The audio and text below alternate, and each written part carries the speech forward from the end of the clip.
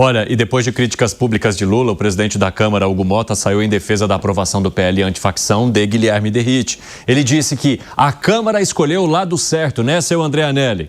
Conta melhor pra gente.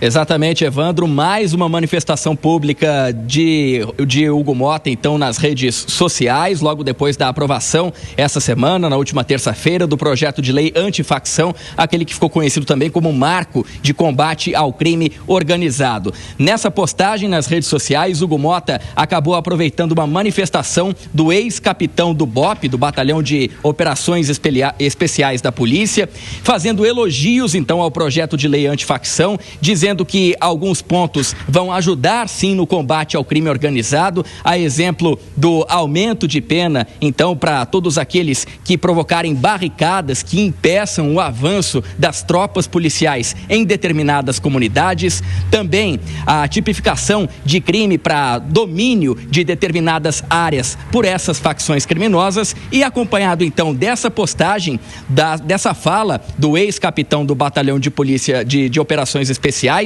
do Rodrigo Pimentel, Hugo Motta também escreveu um novo texto, mais uma vez apoiando o projeto de lei antifacção. Um trecho a gente destaca agora em que ele diz, abre aspas, a Câmara escolheu o caminho certo. Estamos do lado da população que não aguenta mais viver na insegurança. Fecha aspas, ele, portanto, fazendo então um destaque de tudo aquilo que foi aprovado na Câmara dos Deputados. Apesar de toda essa defesa, houve uma série de críticas por parte do governo federal, principalmente em relação ao que considera como fragmentação dos recursos da polícia. Isso também tem sido defendido pelo presidente da Câmara dos Deputados, pelo próprio relator do projeto na Câmara, o deputado federal Guilherme Derrite, no sentido de fazer com que haja, então, uma divisão também com as polícias civis que colaborarem nas investigações no momento, então, em que determinadas quadrilhas forem desarticuladas. Portanto, a partir de agora, esse é mais um ponto que deve ser debatido também no texto que vai para votação no Senado. Evandro. Agora, falando em Senado, o relator dessa proposta na Casa Alta já disse que deve fazer alguns ajustes para evitar distorções lá na frente, hein, Anelli?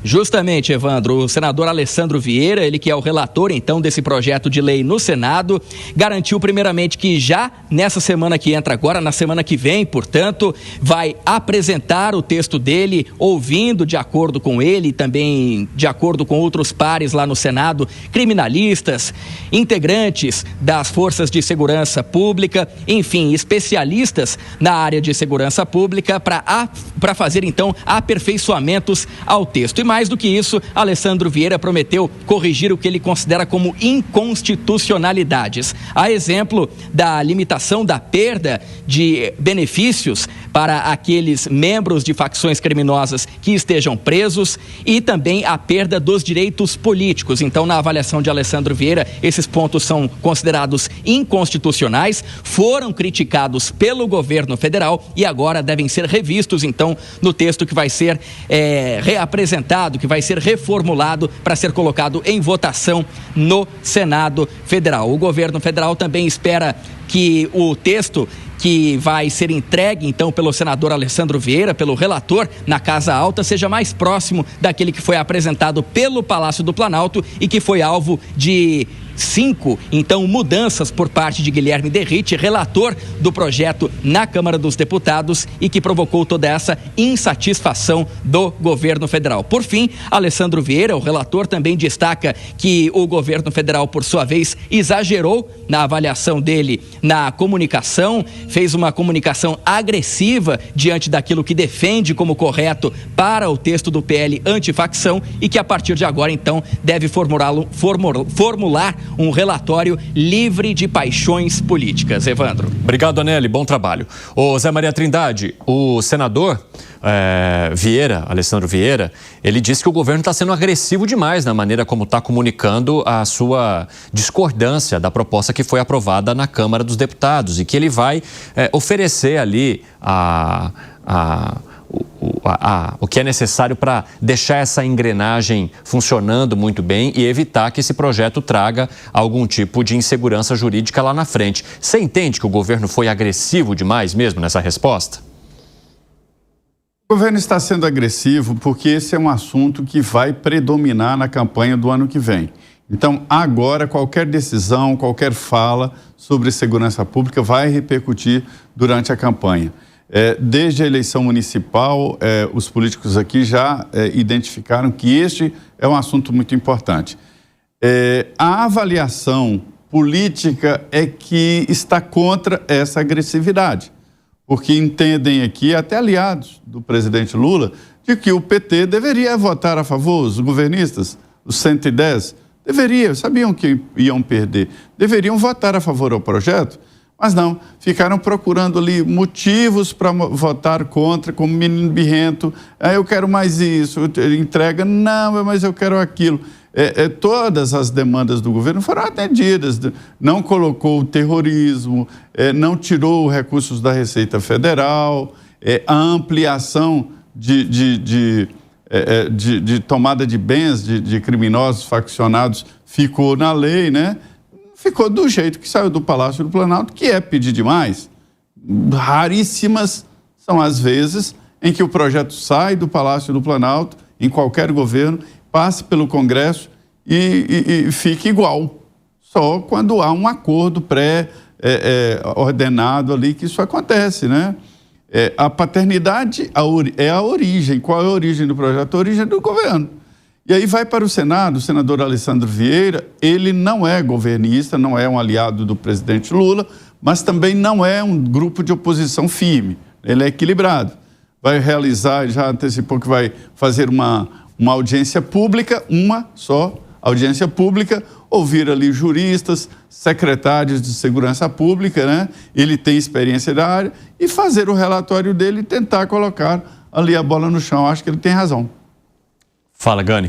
Concordo absolutamente com o Zé. No final das contas, o projeto é bom, né? Ele foi aprovado na Câmara e, assim, trouxe aumento de penas de 20 anos para 40, podendo chegar a 66 para membros dessas facções criminosas, maior proteção aos juízes no julgamento, audiência de custódia, você pode fazer remotamente, você também é julgado ali por um colegiado, né, justamente para blindar o juiz e ele não ficar à mercê do crime organizado, e principalmente a redução, né, a possibilidade lá de progressão de pena, impedindo este mecanismo. Então o projeto é bom. Agora, a birra do governo é justamente porque o motorrádio não foi para o governo, foi para o Guilherme Derrite, né? Todos os holofotes foi para o Guilherme Derrite. Essa é a briga do governo, né? A questão política. Agora, cabe ao governo tentar reverter isso de alguma maneira no Senado. Agora, se avançar no Senado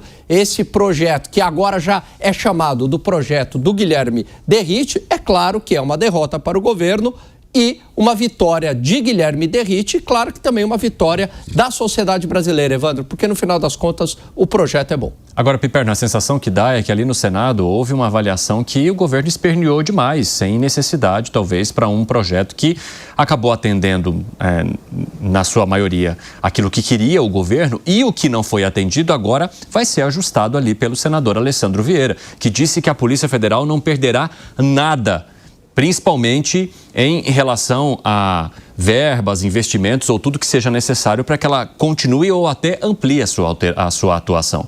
Esse tem que ser o ponto de retomada da comunicação no governo. Antes, eu só queria fazer um comentário aqui em relação ao que disse o Alan Gani, que se revelou um torcedor de futebol muito à moda antiga, porque esse negócio do motorrádio dos mais jovens era um prêmio que as rádios davam para o melhor jogador em campo, mas lá nos anos 70. Isso. Mas o Gani é um saudosista. Eu sou um saudosista. Inclusive aqui na Jovem Pan falavam motorrádio, Vanderlei Nogueira falando. Nossa, mas olha, ele foi buscar.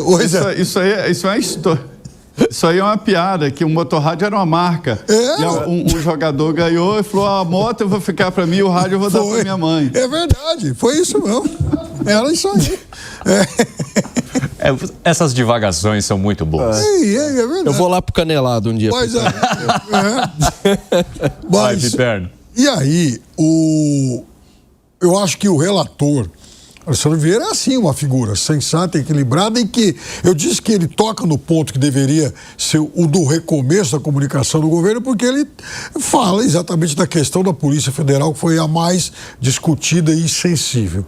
E a comunicação do governo está deixando uma bola pingar sem fazer o gol. Porque é o seguinte, nesses últimos dias, muitos governadores ligados à oposição passaram a ter problemas com a justiça muito sérios. E, inclusive, era o momento do governo apontar para aquilo, falar, olha, tá vendo só, se houvesse uma redução das responsabilidades da Polícia Federal, das suas prerrogativas, será que essas operações poderiam ter ocorrido? E aí o governo poderia citar, por exemplo, a do Banco Master no Distrito Federal, né? No BRB.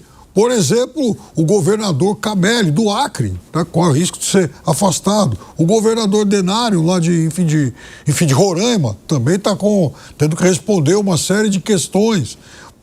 Tudo por conta de investigações que nasceram na Polícia Federal. Então, o governo tem que mostrar para a sociedade esse tipo de coisa, esse tipo de exemplo. Mas não houve um esvaziamento do poder da Polícia Federal. A briga agora é na apreensão de bens com quem que fica. Uma questão orçamentária. Orçamentária. Mas em relação à competência investigativa da Polícia Federal, isso não mudou. Isso, então, o governo tem que falar, olha, graças à nossa firme atuação, não mexeram, porque o projeto original queria tocar nisso. Isso aí não cola a polícia. Fala, Musa.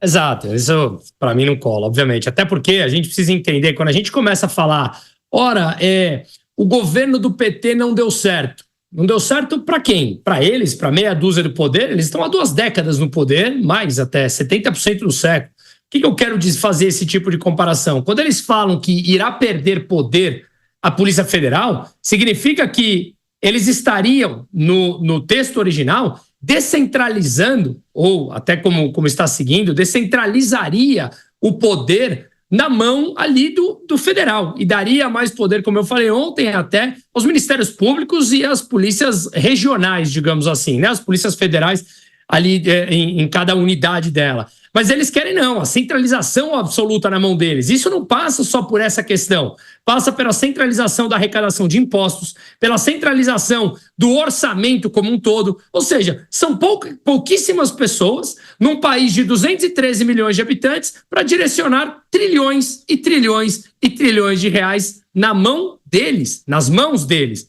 Para quem não deu certo? Para a gente. Para eles, é claro que dá. Então fica muito óbvio que o que eles falam que não é dar certo significa que seria o melhor para a população. Mas eles nunca poderão te dizer isso. Eles sempre dirão que é para o seu bem. Mas como eu sempre falo, aqueles que dizem que é para o seu bem, faz o seguinte, pega um avião, vai até Brasília, tenta bater na porta deles e vê se eles querem saber o que te aflige no teu dia a dia, na tua rua da tua casa. Se eles atenderem a porta, baterão logo depois com ela na tua cara, com uma risadinha de cinismo falando, deixa a gente jantar que a gente tem uísque para tomar. Essa é a política.